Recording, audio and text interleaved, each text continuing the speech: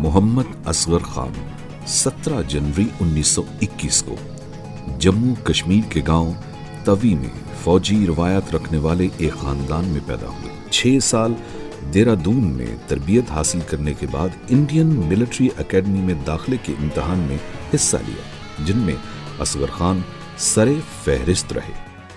دوسری جنگ عظیم کے آغاز کے ساتھ ہی رائل ایئر فورس نے ہنگامی بنیادوں پر پائلٹس کو بھرتی کرنا شروع کیا، اور یوں 22 دسمبر 1940 کو اصغر خان اپنے درینہ خواب کی تعبیر کو پانے کے لیے رائل انڈین ایئر فورس کا حصہ بنے۔ 1943 میں آپ کا تبادلہ رائل انڈین ایئر فورس کے نمبر 9 اسکواڈرن میں کر دیا گیا، جو کہ اس وقت اراکان برما میں جاپانی فوجوں کے خلاف صف آرا تھا۔ جنگ عظیم دوم کے اختتام پر اسکواڈرن لیڈر اصغر خان کو نمبر 9 اسکواڈرن کی کمان سونپ دی گئی۔ 13 اپریل 1948 پاک فضائیہ اور اصغر خان کی زندگی کا انتہائی اہم اور یادگار دن۔ یہ وہ دن تھا جب مستقبل کے فادر آف ایئر فورس نے فادر آف نیشن کا استقبال P A F training school Risalpur میں منعقد ہونے والی پاسنگ آؤٹ پریڈ میں کیا۔ 23 جولائی 1957 کو air vice marshal Asghar Khan کا نام ایک بار پھر نہ صرف پاک فضائیہ کی تاریخ میں رقم ہوا بلکہ دنیا کے معروف اخباروں کی شاہ سرخی بھی بن گیا۔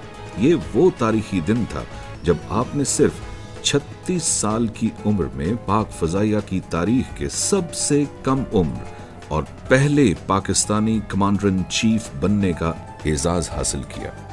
Year vice marshal Asghar Khan کی اولین ترجیحات میں پاک فضائیہ کو اس وقت کی جدید ترین لڑاکا طیاروں سے لیس کرنا تھا، لہٰذا آپ نے نہایت غور و خوض کے بعد F-86 B-57 F-104 لڑاکا طیارے جو اس وقت دنیا کے صف اول کے جہاز سمجھے جاتے تھے حاصل کرنے کا فیصلہ کیا۔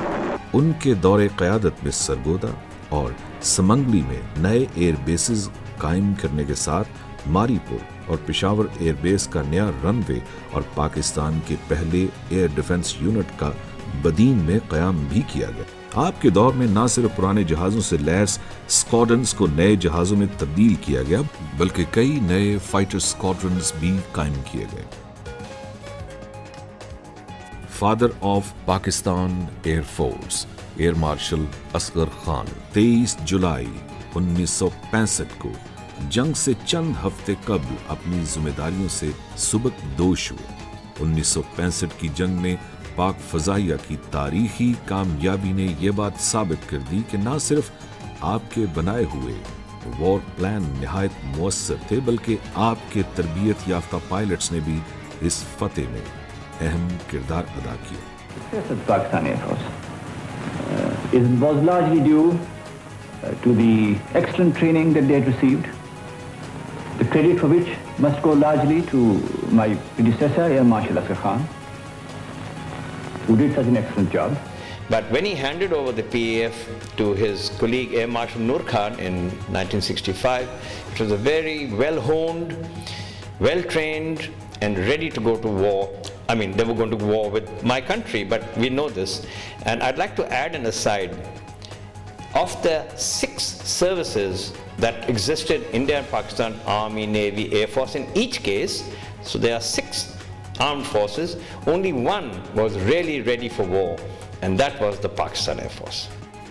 اپنے کیریئر میں معیار، ہنر، مہارت، جذبہ حب الوطنی، دیانتداری اور اصول پسندی پر سختی سے کاربند رہے اور پاکستان کے مفاد کو ہمیشہ اپنی ذات سے بالا تر سمجھا۔ پاک فضائیہ ایئر مارشل اصغر خان کی خدمات کو سراہتے ہوئے ان کو سلام پیش کرتے ہیں۔